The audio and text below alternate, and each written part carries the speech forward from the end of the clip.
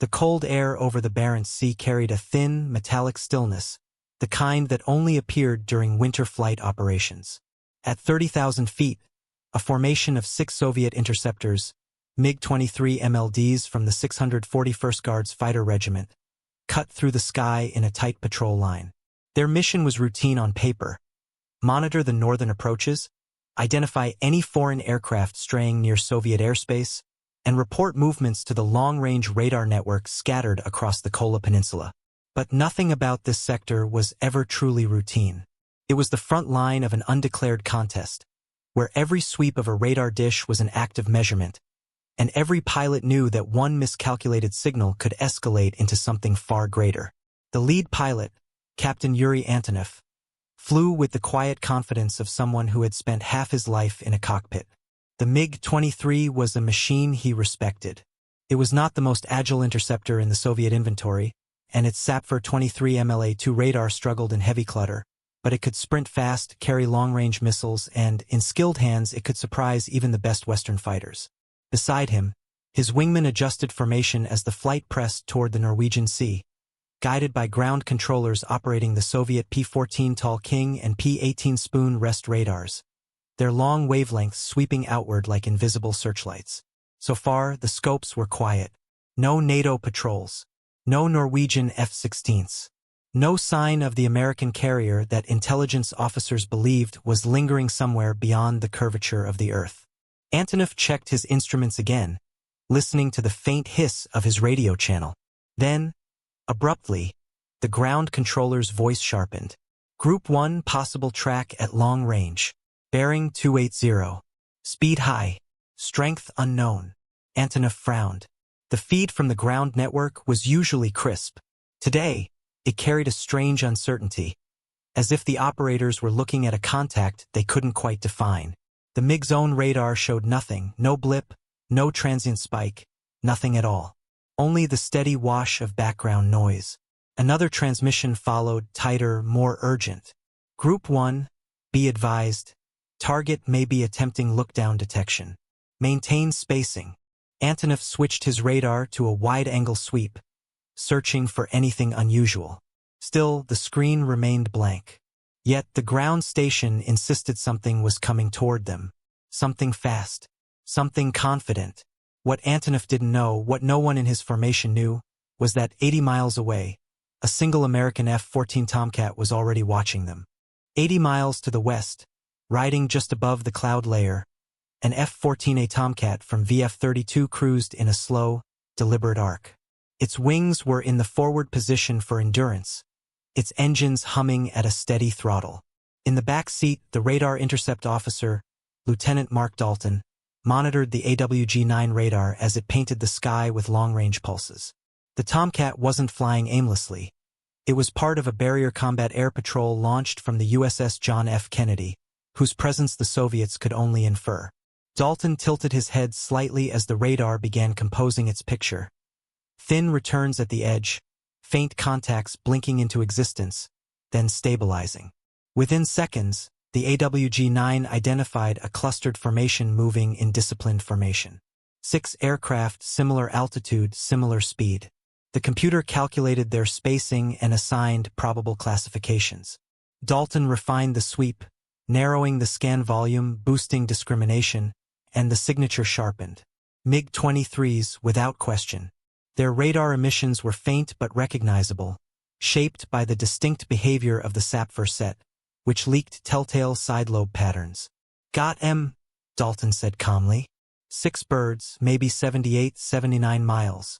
Solid track. In the front seat, Lieutenant Commander Alan Pierce kept his hands relaxed on the stick. The Tomcat's cockpit remained serene, almost detached from the tension forming beyond the horizon. Pierce understood the power in his hands. The F-14, with its massive pulse Doppler radar and its AIM-54 Phoenix missiles, each able to chase targets at more than 100 miles, was designed for exactly this kind of encounter. Not a dogfight, a demonstration of reach.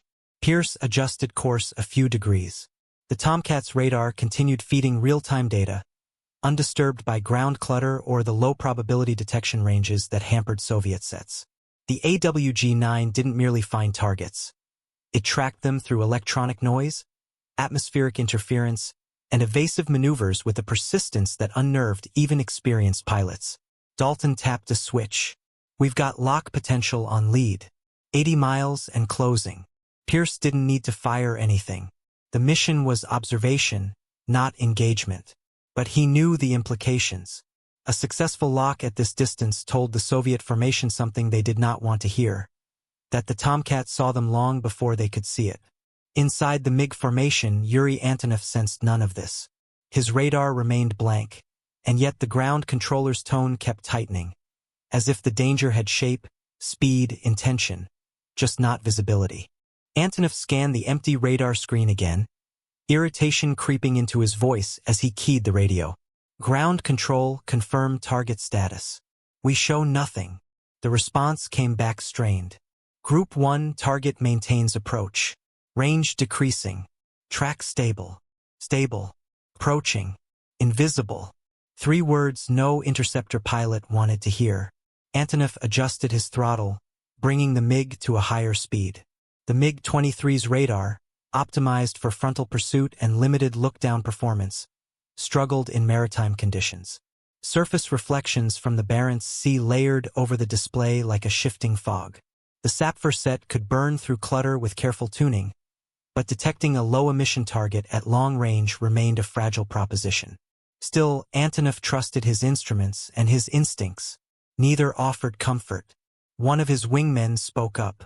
"Lead, do you see anything anomalous at bearing 280? I'm getting a flicker." The voice cut off, then returned uneasy. "False alarm. Lost it."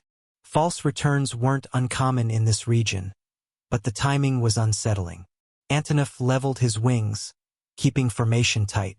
The flight pressed farther west, the cold light of the upper atmosphere reflecting off swept-back wings and steel-gray fuselages. The MiGs were moving into a zone where NATO air activity often intensified. The next transmission from the ground was different. Calmer but deeper, almost reluctant. Group 1, be advised. Target now exhibits single-source tracking behavior. Antonov's stomach tightened. Single-source tracking meant the unknown aircraft was shining radar on them, not passively listening but actively searching. And at this distance, with such confidence, very few Western fighters were capable of it. He knew the list. F-15C Eagle, F-4E Phantom with upgraded radar, and the newest, most elusive presence, the American F-14 Tomcat with the AWG-9. He switched his own radar back to long-range search mode, letting the narrow beam rake across the sky. The display remained stubbornly empty. Yet the ground tracking reports indicated the opposite. The foreign aircraft had refined its lock, isolating the lead element of Antonov's formation. His wingman spoke again, voice thin. "Lead, are we being painted? My warning receiver just woke up for half a second." Antonov looked at his instruments in disbelief. The SPO-15 Berioza, normally quick to register hostile radar energy, showed only faint background noise. No warning tone, no lock alert, nothing. But somewhere beyond the horizon, an American fire control system had already singled him out. Across the invisible divide separating the two patrol zones, Lieutenant Mark Dalton refined the AWG-9's track file. The radar built a continuous three-dimensional picture: range, bearing, altitude, vector, updating dozens of times per second. The MiGs were still flying in a disciplined wall formation, maintaining spacing appropriate for intercept operations, but their behavior had changed. Their flight path wavered slightly, subtle corrections rippling through the group. It was the kind of shift that told an experienced Rio they now suspected something was out there. "Lead's getting nervous," Dalton said quietly. "They're tightening formations and sweeping their radars more aggressively. They know we're around." In the front seat, Pierce maintained a measured calm. His Tomcat flew parallel to the Soviet formation, just inside the envelope optimal for a long-range clean lock. He wasn't hiding, he didn't need to. The AWG-9 was designed to look down, look up, look through clutter, and maintain multiple tracks simultaneously.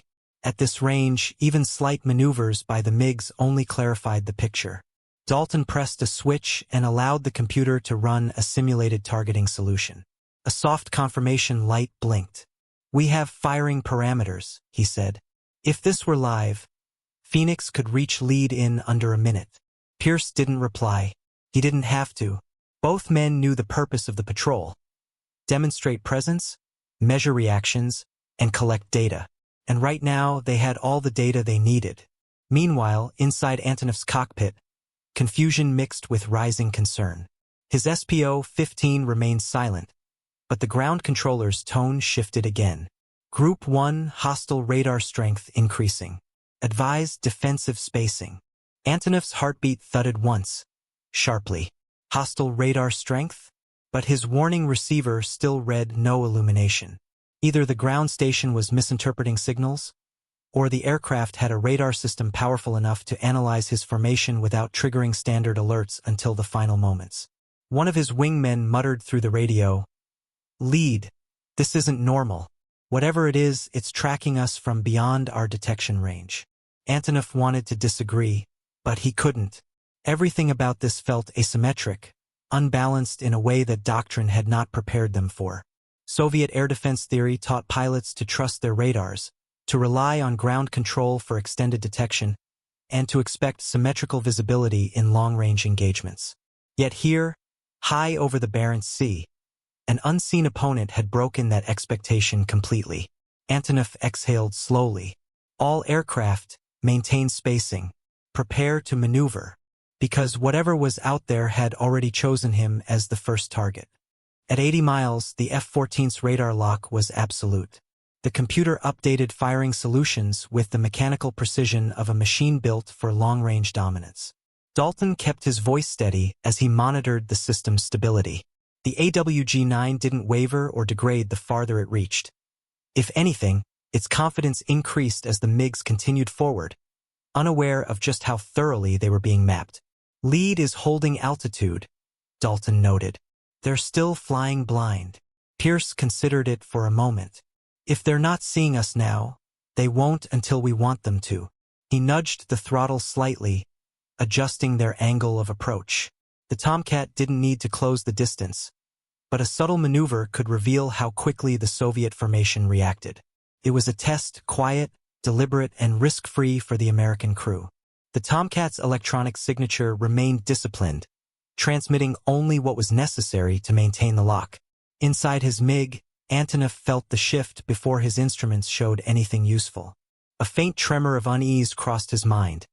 A pilot's instinct developed after hundreds of hours flying in contested sectors. The ground controller's next update was clipped, almost unnaturally measured. Group 1, tracking indicates target has maneuvered. Vector updated. Maintain caution. Antonov's brow tightened. Maneuvered? Into us or away? The reply came after a heartbeat too long. Toward. His wingman cursed softly over the radio. Another added, "Lead, this doesn't feel like a patrol aircraft. Nothing holds lock at this range." Antonov didn't answer immediately. He reviewed what they knew: fast track, stable lock behavior, single source, long range, no visual, no radar return. That combination fit only one aircraft in the Western arsenal, and it was one he had read about in briefings that emphasized its reach above all else. The F-14 Tomcat. But even knowing the theory did little to lessen the imbalance now unfolding. Soviet doctrine relied heavily on layered detection. Ground radars tracking threats at range, fighters using their own radars to refine the picture, and coordinated intercept geometry built from shared visibility. The strength of the system was mutual awareness. Yet here, the system had fractured. Antonov had only partial information. His instruments offered nothing. And the American aircraft, if it truly was a Tomcat, possessed tracking power well beyond what Soviet designers had prepared for. He keyed his radio. "All aircraft, slight descent. Recommend spread formation. Do not allow a single radar cone to cover the entire group." But he suspected it was too late. Whoever held lock had already chosen him. The F-14 continued its silent observation, holding the lock with the kind of precision that gave it an almost predatory stillness. Dalton watched the MiG formation shift into a looser spread, their discipline clearly slipping under the pressure of an unseen threat.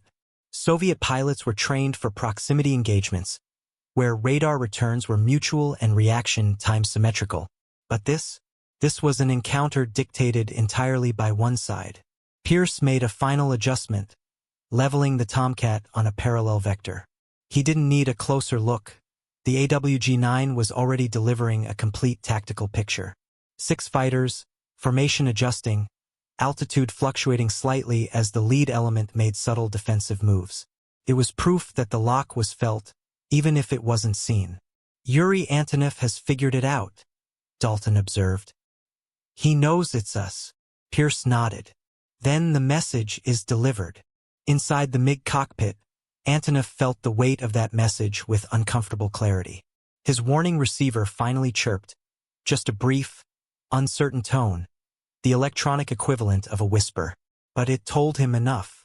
A radar powerful enough to hold him at 80 miles was no theoretical threat. It was a real system aimed directly at him. He steadied his breathing, maintaining the descent he had ordered. All aircraft, adjust bearing. Will return to controlled airspace. The words carried a tension he didn't bother to hide. This was no longer an intercept mission. It was a lesson, one taught without missiles, without visual contact, without even a spoken challenge. A demonstration of reach. A reminder that in the evolving contest between East and West, technology could tilt the balance long before pilots ever saw each other. Antonov guided his MiG eastward, aware that the American fighter was still out there, still tracking, still watching. Only when the range widened, and the invisible pressure finally eased, did his instruments settle back into silence. On the American side, Pierce eased the Tomcat onto a new patrol arc. The lock was released. Data had been collected. The point had been made. Dalton exhaled. That should give their analysts something to think about. And high above the northern sea, the two formations drifted apart, leaving behind only the cold wind and the invisible boundary both sides understood but neither dared to cross. If you enjoyed this deep dive into Cold War air power, make sure to like the video, subscribe, and join us for future investigations into the technologies and doctrines that shaped modern military history.